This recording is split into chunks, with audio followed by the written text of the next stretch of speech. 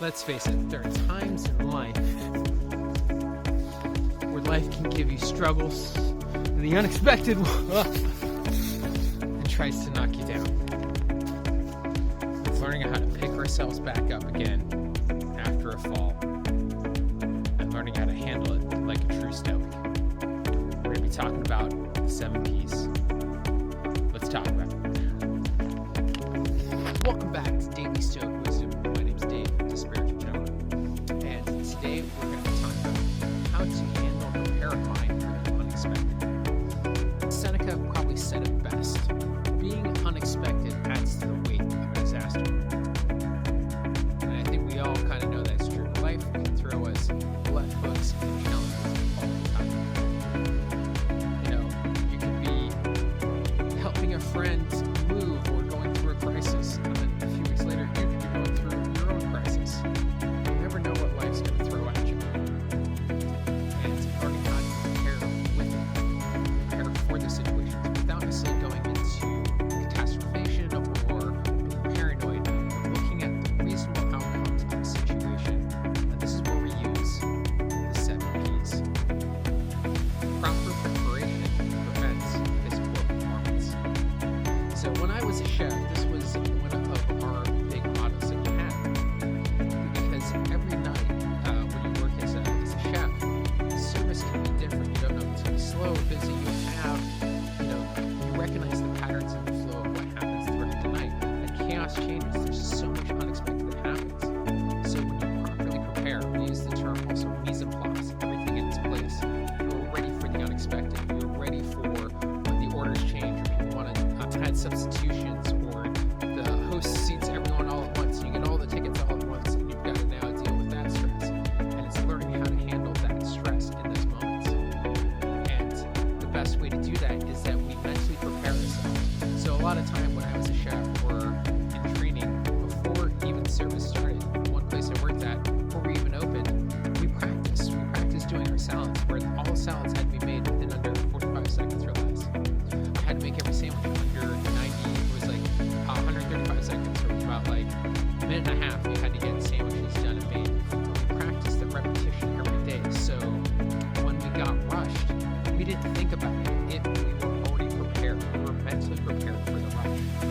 And this is what we're talking about today, is learning how to mentally prepare ourselves for life's challenges. Because life is going to throw you unexpected things. You can't plan for all eventualities, but what you can plan for are the reasonable eventualities that are going to happen. You know, every choice and consequence, and recognizing those patterns. We just don't future trip and think of every catastrophe that can happen. The reasonable solutions and problems that are occurring that you can solve. So you may be asking, Dave, well, how do I apply this to my everyday life? So here's a couple of things that I do. First is the mental rehearsal. Basically, what this means is that we are planning in our head what our day is going to look like and how things kind of roll out. So for example, when I was a chef, we used to get a rush that would come in at basically about 10 o'clock, 10 in the morning, almost every morning, about 10 to 15 builders. I knew this, so I would start preparing, and I started to recognize what their orders were too. So I made sure I had enough of those things. I usually get a lot of ham, but not a lot of turkey, so I'd slice a little bit more ham and less turkey. So I got myself prepared, kind of ran through the scenario. Other times too, when I've worked in service, before starting the line or when I've got a few minutes, I'll practice my hands going over all the ingredients for the dishes, and I'll shadow cook. What I'm doing is I'm building that mental resilience and preparing myself so I don't have to think about where I need to grab for each component and what to do. I start to build where it becomes an automatic response. I'm taking that mental picture and planning it out and seeing what the possibilities are, seeing where, because when I do that, especially kind of running through what the service may be, it usually helps me find the thing that I'm short on, the thing that I need to shore up or need to make more of right before service. And we can apply this to our day-to-day life, recognizing, okay, where do I need to where are my weaknesses, where are my strengths, how do I shore that up? The second thing that helps us build this proper preparation, and is also looking at from empathy from from someone else's point of view.